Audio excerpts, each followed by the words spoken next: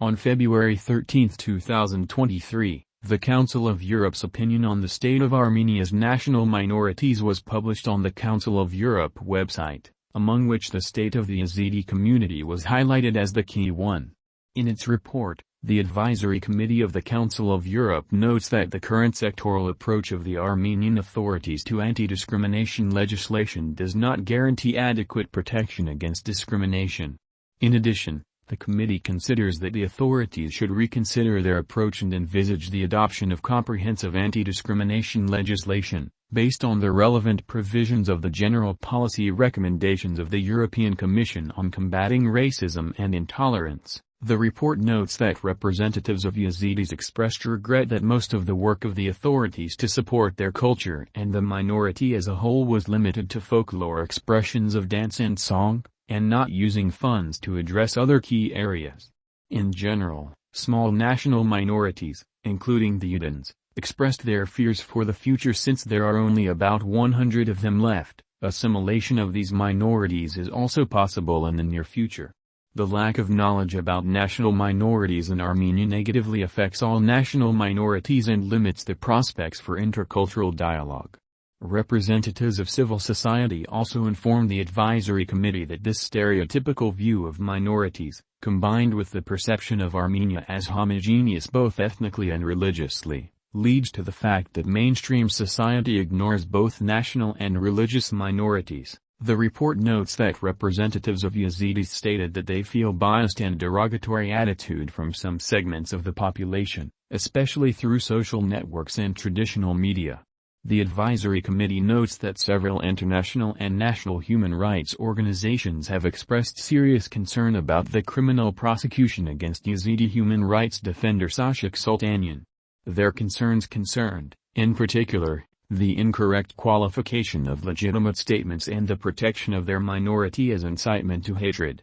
The Armenian ombudsman also shared with the advisory committee his concerns about the criminal case under consideration, stating that he had asked the prosecutor general to terminate the criminal case against Sultanian. International organizations, including the Committee on the Elimination of Racial Discrimination, the Committee on the Elimination of Discrimination Against Women and the U.S. State Department continue to raise the issue of unjustified termination of studies among national minorities in Armenia. Civil society organizations and Yazidi organizations are also very active in this issue. In general, they stated that the actual number of school dropouts is much higher than the authorities report. Up to 70% of Yazidi girls and 50% of Yazidi boys drop out of school. In particular, teachers' reports say that less than 5 Yazidi girls complete 12 years of education every year. As for the reasons, they identified several factors contributing to this dropout rate, including a number of educational problems, the availability of preschool institutions, the absence of all 12 years of compulsory education in Yazidi villages, misunderstanding of the importance of education by students and parents, prolonged absence from school due to nomadic seasonal work, unsatisfactory provision of Yazidi language teaching and the absence of teaching of Yazidis and national minorities in the curriculum. There are also a number of problems concerning other areas covered by the Framework Convention for the Protection of National Minorities, which are analyzed by high unemployment, lack of transport between schools.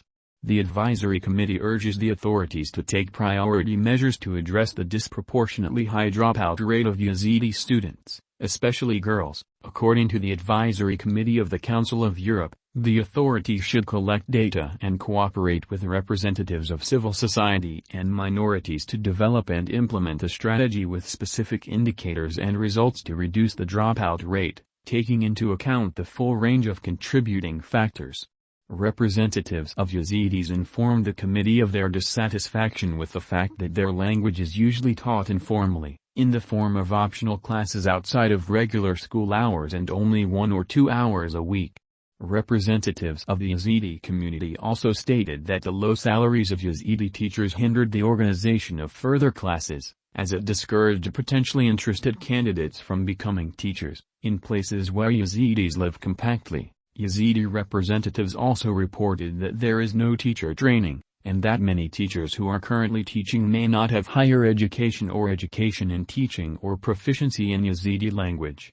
As for textbooks, while some Yazidi organizations welcomed the authorities' approach to publishing new textbooks, other organizations questioned the quality of the content of these textbooks, which were not created with the active participation of Yezidis.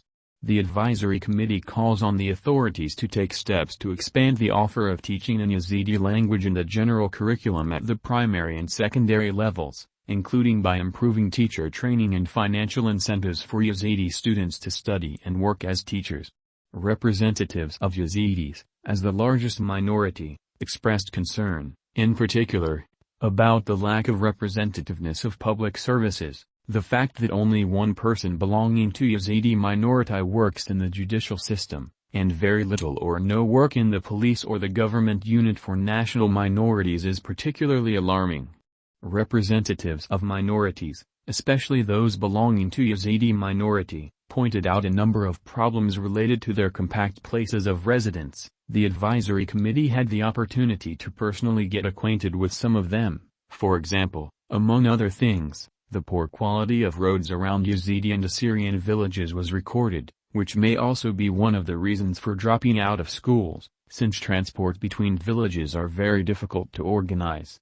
Representatives of Yazidis also stated that they have a higher unemployment rate, but this is not reflected in official data.